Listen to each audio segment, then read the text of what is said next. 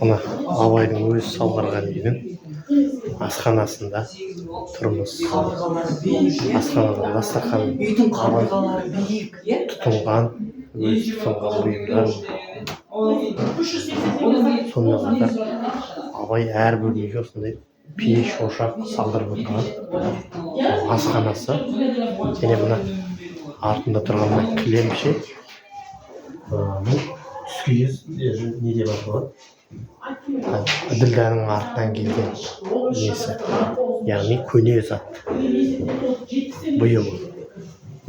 Одан бөлек мінекей асадал, кебеже, түрлі заттар. Одан бөлек абайдың